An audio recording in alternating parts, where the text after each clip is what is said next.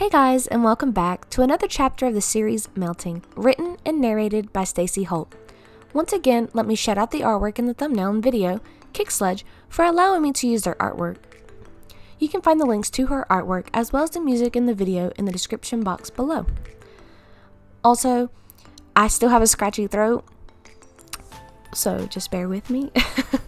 So, yeah, I'll do the best I can in the editing, and hopefully you won't be able to hear it that much. But on we go. Chapter 12. Confrontation. There she was, sitting there where she told him that she loved someone else, eagerly waiting for him to show up.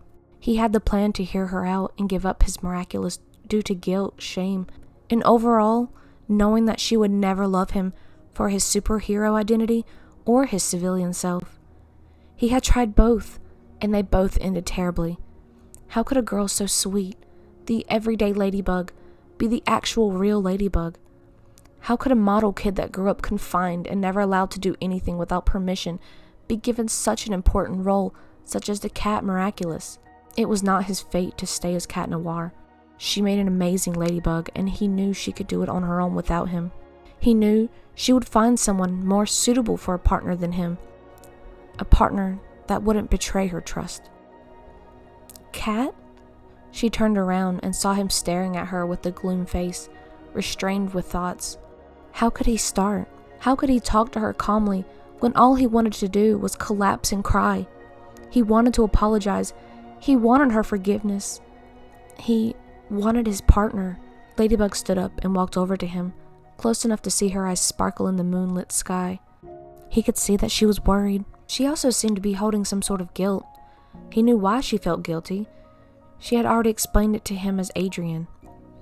Cat, I said some awful things to you last night.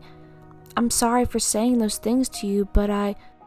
Stop, he blurted out, cutting her off as she gave him a shocked expression. You had every right to react that way. I betrayed your trust, LB. He sighed, angry at himself. No, I didn't. I told you to never come back. I didn't mean that.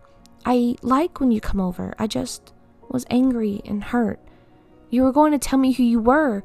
I didn't want you to do that. I had to make you leave, Ladybug pleaded, extending her arm out to grab his arm. Cat Noir didn't flinch at her touch. No. He wanted to pull her into a hug and unleash all of the troubles in his heart that tugged every time she spoke. He didn't want this. He never wanted to fight his partner. I understood how you felt. I felt guilty about it since I found out. He stepped forward, looking down at her face as a slight red blush spread across her face. How long did you know? She said. Her eyes darted away. How long? 2 fights ago, maybe? He said, not really remembering himself. She didn't seem surprised. She seemed a little relieved than anything. Weird. I wanted to give my Miraculous back, Cat said, his voice trembling from sadness of his decision. Her eyes darted back to him, surprised and wide. What? I don't deserve to wear it anymore. I broke your trust, milady. How can we be partners with no trust? Cat gave her a soft, broken smile, hiding the tears that were starting to form. Cat, no, she pleaded. Plague, claws. She heard him trying to de-transform and closed her eyes and shot her hands to his mouth, preventing him from finishing his sentence. It caught Cat Noir off guard. Her soft touch against his mouth warmed his heart. She really thought it best that he kept it? Why? Why would she not want someone else? Cat, no. Please, I need you. You know you're irreplaceable. She opened her eyes and looked up at him, her hands still covering his mouth. She could feel a small smile form under his hands, and she let her hands go from his touch and rested them at her side.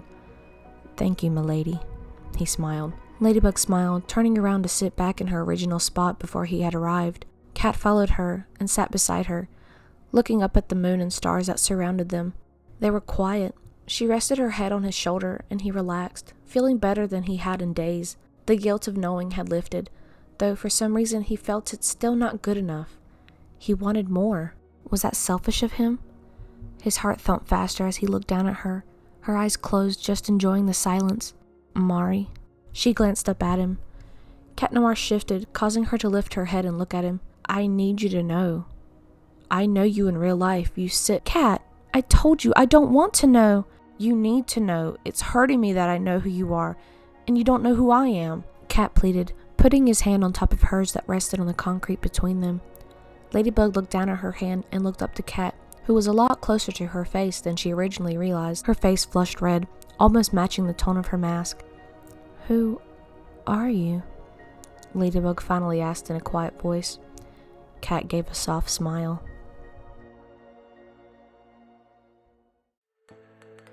Thank you all for watching. The next chapter will be available soon. Hit the notification button to let you know when it's available, and I'll see you all in the next chapter. Bye!